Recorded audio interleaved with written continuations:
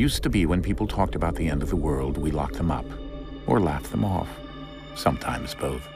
But we never took them seriously. Maybe we should have. But I'm getting ahead of myself. Better to start at the beginning, with the abduction of Desmond Miles, my son. This boy had no ambition, no direction, no plans for the future. What he did have was a heritage, one he chose to deny. It nearly cost him his life. He was captured and imprisoned. Those who took him believed he could help them find something. The apple. One of several artifacts we call Pieces of Eden. Bits of ancient technology scattered across the globe. Some hidden, some found, all of them dangerous. Most are held by a single group, the same group that now had Desmond. You know them as Abstergo Industries. We know them as the Templars, as the enemy. We've been fighting them for thousands of years, even longer if you believe the stories of their origins. I do. After all, I've seen the truth. That's the beauty and the horror of the Animus. A device that allows us to enter and experience the lives of our ancestors. It holds the power to change everything, to show us history the way it really happened. Up until its creation, to the victor went the spoils, went the truth. We're trying to fix that, to free minds and bodies both. But there's only so much that we can do, and the Templars have the upper hand these days. But something larger than the Assassins and Templars is approaching, bigger than all of us. And if we can't find a way to stop it, these next few weeks will probably be our last. Everyone's last. In the end, it all comes down to him. To Desmond. Through the Animus, he discovered his heritage, explored the lives of his ancestors, and uncovered their secrets. When that was done, he trained. He used another ancestor to provide decades of experience in the span of a few days. It worked. We think. We hope. Soon, though, soon we'll know. That ominous date fast approaches, December 21st, 2012. None of us knows what it'll bring, only that this is where they want us to be, when it does. They've been guiding us in their own fractured, frustrating way. These voices from the first civilization, the ones who came before, a precursor race of immense power and uncertain motives. They're the ones who made the Pieces of Eden. This is where they've led him, and through him, us. He stands at the entrance to this long-lost place, armed with the knowledge of Altair and the abilities of Ezio. He holds in his hands the Apple of Eden, and we stand at his side, ready to support him however we can. His name is Desmond Miles, and he has brought us to the end.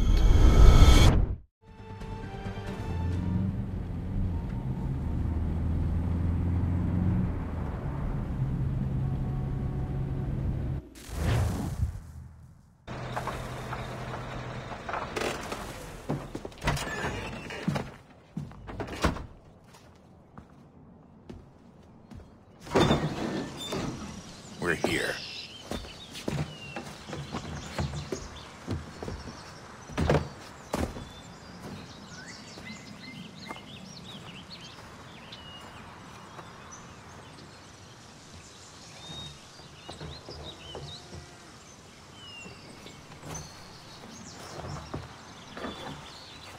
Let's go.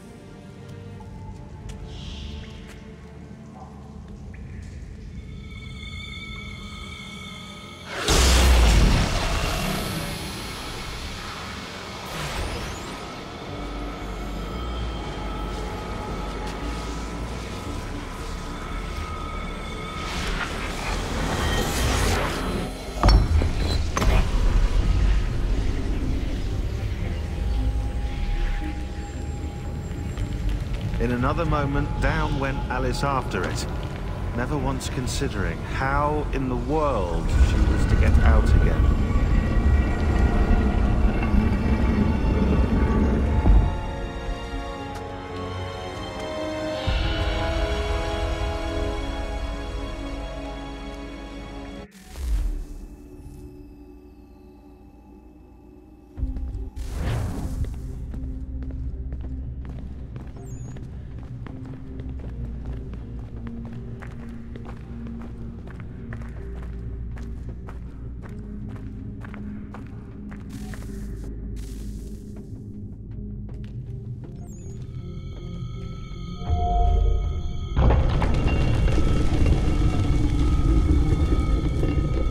I think we're here.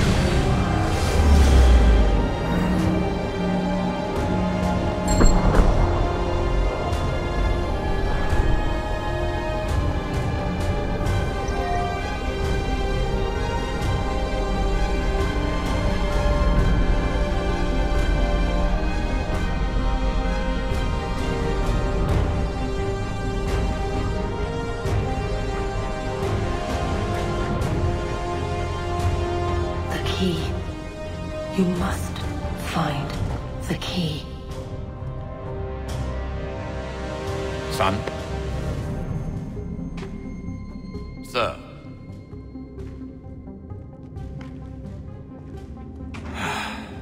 Here we go again. Desmond? Do you hear us? Yeah. What happened? The temple triggered a bleeding effect. You collapsed and entered into a fugue state. So naturally, you dropped me into the Animus instead of, I don't know, making sure I was okay? You weren't in any danger. Besides, the temple appeared to be communicating with you, and I didn't want to risk severing the connection. At least not until we knew what it wanted. Right. Of course. Son, No, it's fine. I get it. And I know what I'm looking for, by the way. It's a key. Just no idea where it is, though.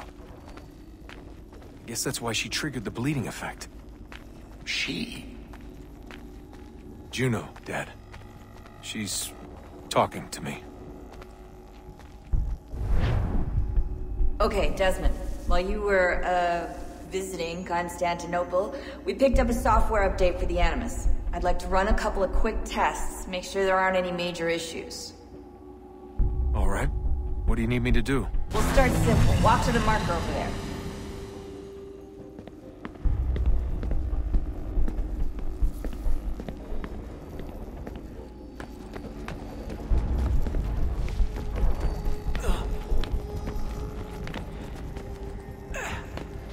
Okay, Desmond. Let's practice climbing on these objects.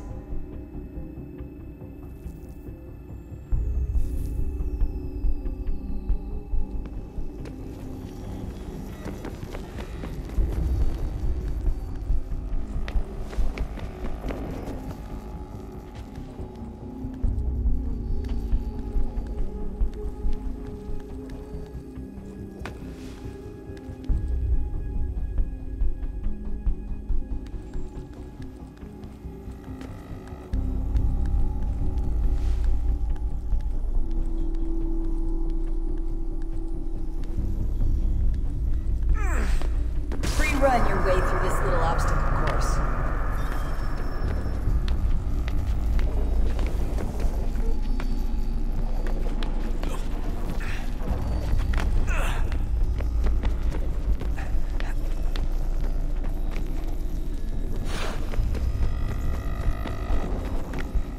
That's a constraint.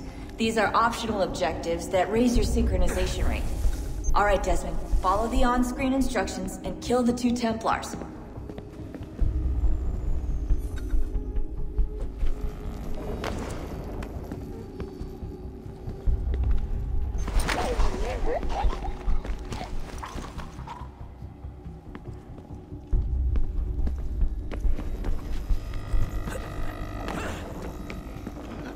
All you have to do here is jump the gap.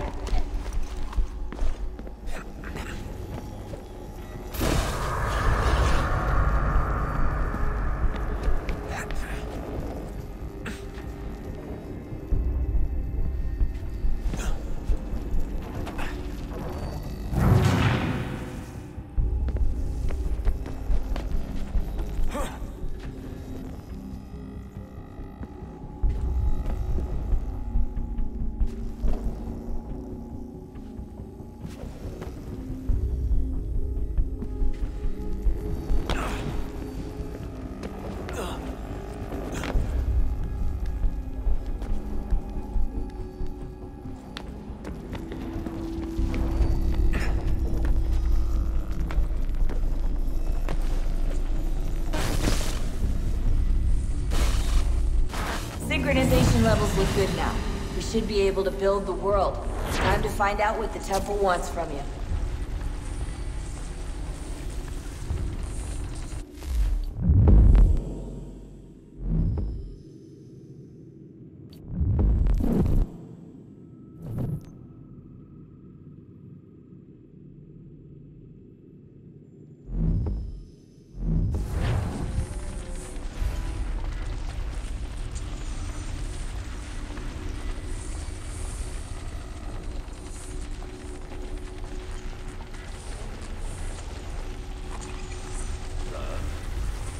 Sir.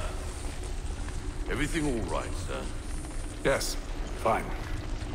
I'm just preoccupied, that's all. Don't forget your invitation. Master Birch will be meeting you inside. Thank you. Where shall I retrieve you once you're done? Front of the Opera House. And be quick about it. Don't expect to be here long. I'll bring her round at once.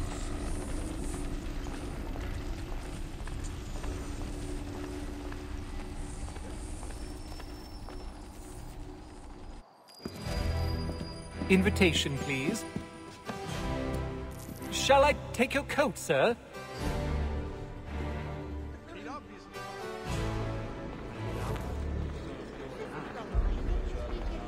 Ladies and gentlemen, you are requested to kindly find your seats. Compliments after bloody nose. Good evening, sir. This way, please.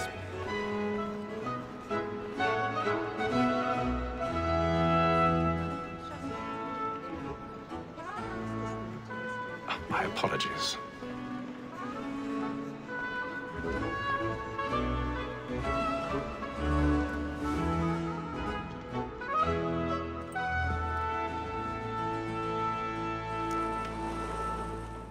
Evening, Haytham.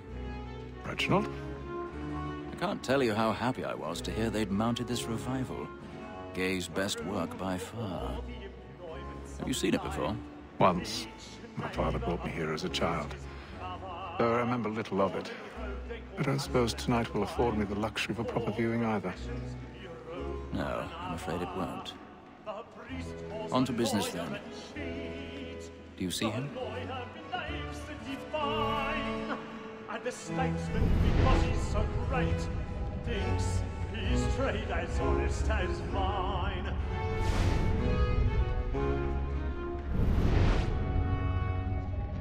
A lawyer is an honest employment, so is mine. Like me too, he acts in a double capacity, both against roads and for. He's seated in one of the boxes above. The stairs are watched. We'll need to find another way up. Sir, Black Mole has sent word of trial I already comes have. on in the afternoon, and she hopes you will order matters so as to bring her off. As the wench is very active and industrious, you may satisfy her that I'll soften the evidence. Tom Gag, sir, is found guilty. A lazy 1,000 dog. pardons. When I took him the So time sorry. before, My apologies. I told him what he'd come to if he did not mend his hand. This is death without reprieve. I may venture to book it. For Tom Gag, £40. Let Betty Sly know I'll save her from the transportation, or I can get more by her staying in England. Betty has brought more goods into our lock here than any five of the gang. And in truth, 'tis a pity to lose so good a customer. If none of the gang take her off, she may, in the common course of business, live at 12 months longer. I love to let women escape. A good sportsman always lets the end of partridges fly, because the breed of the game depends on it. Besides, here the law allows us no reward. There's nothing to be got by the death of women, except our wives. Without dispute, she is a fine woman. Because to her I was obliged for my education. And to say a bold word, she hath trained up more young fellows to the business than the gaming table. Truly, Filch, thine observation is right. We and the surgeons are more beholden to women than all the professions besides. Sir, Black Mole has sent word of trial comes on in the afternoon, and she hopes you will order matters so as to bring her off. As the wench is very... Woman that seduces all mankind, like her we first were taught our weakling arms. Her very life in cheats, when most she's gone, she tricks us of our money with her hearts. This woman that seduces all mankind, like her we first were taught our weakling arms. Her very life in cheats, when most she's gone, she tricks us of our money with our hearts. For like good by night, we round for pride, and practice every floor to drive her cross. She's a blood like law, forward by tide, and here it must be feeding to our hearts. For like fools by night, we round for pride, and practice every floor to drive her cross.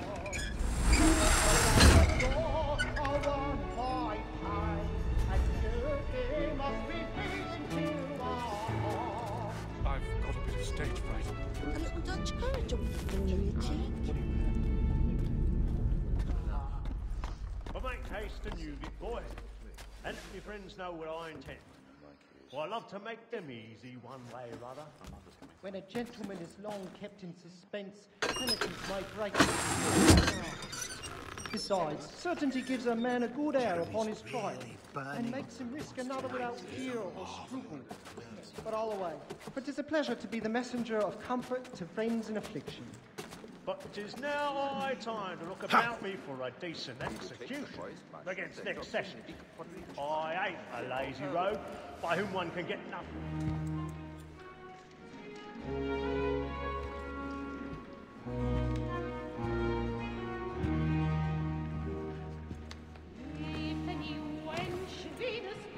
Hatham.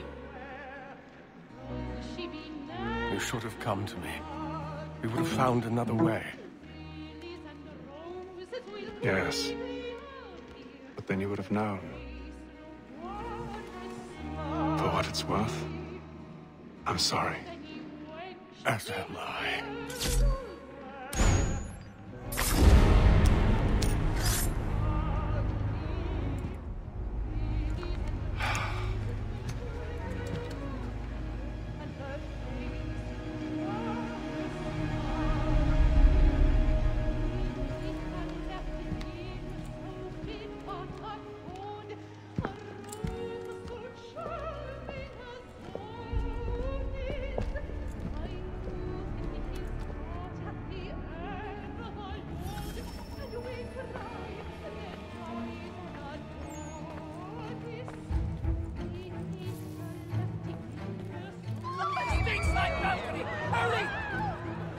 Come, please! man there! Seize him! Whatever has happened? I've done no wrong! I search him! Any weapons? I beg your pardon. Did you notice anyone suspicious pushing that lead? There is no danger! Please!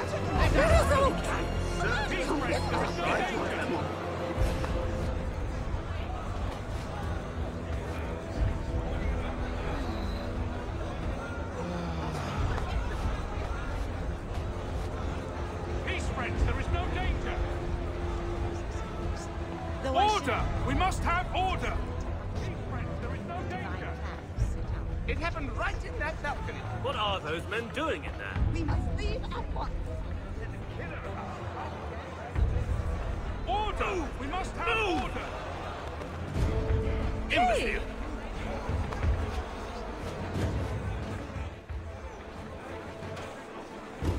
Where are you?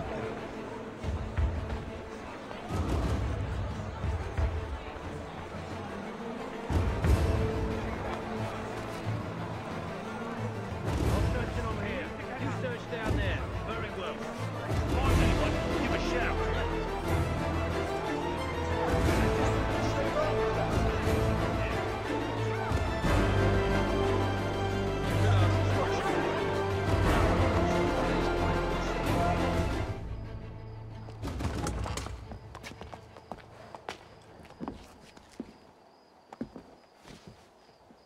And how was the opera? Rather dull, truth be told.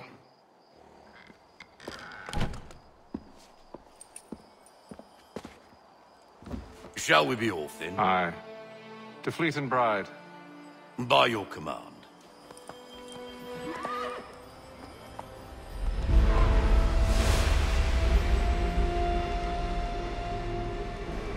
Fascinating. Gentlemen, I hold in my hand a key. And if this book is to be believed, it will open the doors of a storehouse built by those who came before. Ah, yes. Those who ruled, reigned, and vanished from the world. Do we know what it is that will be held within? It could contain certain knowledge. Perhaps a weapon, or something as yet unknown, unfathomable in its construction and purpose. It could be any of these things, or none of them. They are still an enigma, these precursors. But of one thing I am certain. Whatever waits behind those doors shall prove a great boon to us all. Or our enemies, should they find it first. They won't. You've seen to that. I assume you know where this storehouse is? Ah, Mr. Harrison. Gentlemen. How fare your calculations? I believe the site lies somewhere within this region. That's a lot of ground to cover. My apologies. Were that I could be more accurate. That's all right. It suffices for a start. And that is why we've called you here, Master Kenway. We'd like for you to travel to America, locate the storehouse, and take possession of its contents. I'm yours to command. Although a job of this magnitude will require more than just myself. Of course. Upon this paper are the names of 5 men sympathetic to our cause. Each is also uniquely suited to aid you in your endeavor. With them at your side, you will want for nothing. Well, then I'd best be on my way. I knew our faith in you was not misplaced. We've booked you passage to Boston. Your ship leaves at dawn. Go forth, Hatham, and bring honor to us all.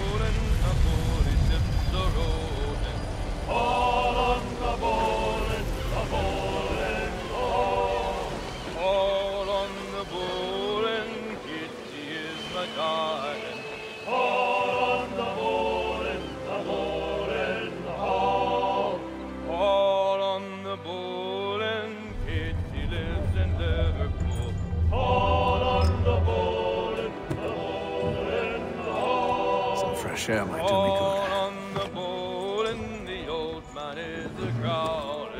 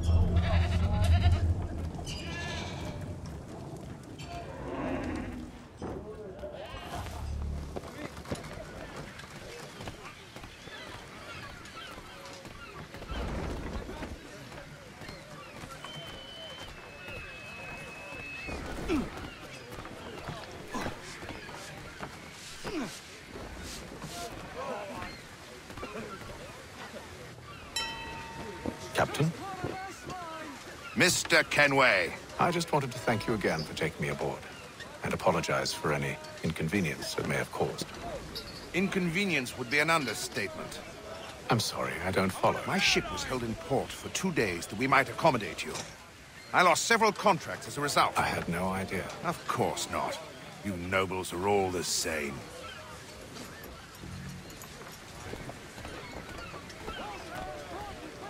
And then all will be well. You sure about that? Of course. Have I ever led you astray? Nah.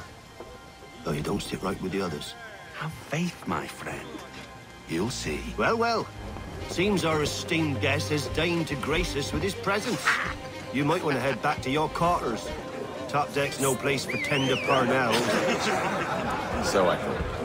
And yet here you are. Fancy yourself a joker, eh? Let's see how funny you find this. That's enough, Graves. Stay out of this.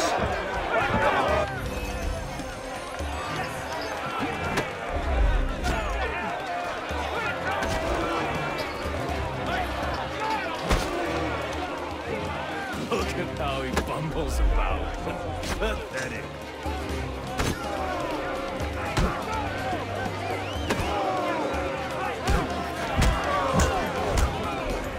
Listen to this, Hector. Thinks he can swagger on up here and declare himself king of the castle. Please, Vance, call this off. If the captain sees us... To hell with the captain. And to hell with you, Mills. Whose side you on, anyway?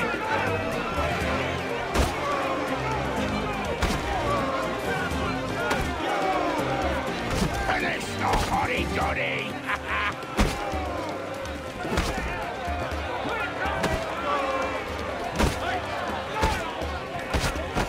Give him a douse on the jump!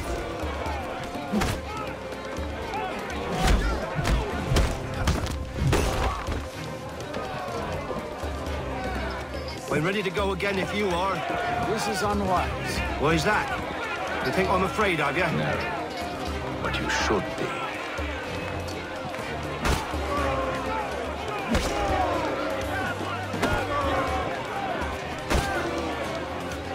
Come on, brothers, die! Do you yield? Never! How'd you like these odds?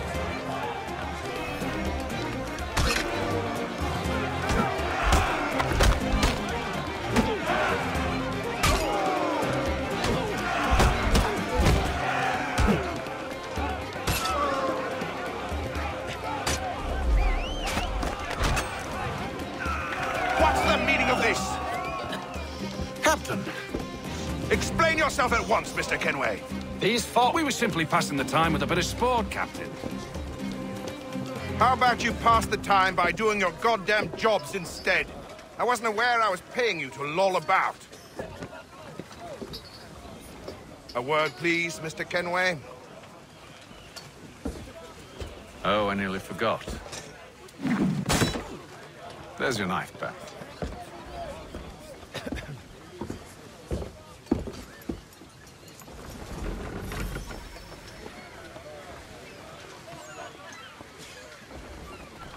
I don't care for you, Mr. Kenway. I've had nothing but trouble since you came aboard. Your problems have nothing to do with me. I beg your pardon? You're a poor leader, ill-tempered and cruel, and it's clear your crew has no respect for you.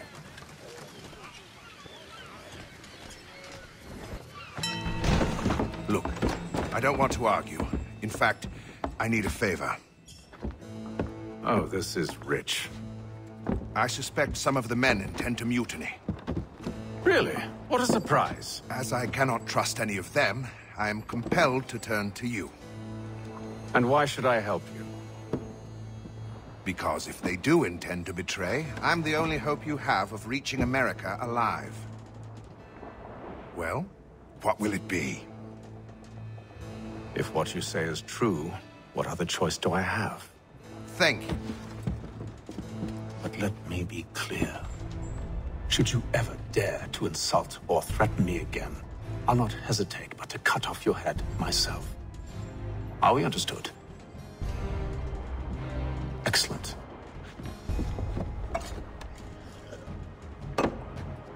Good day.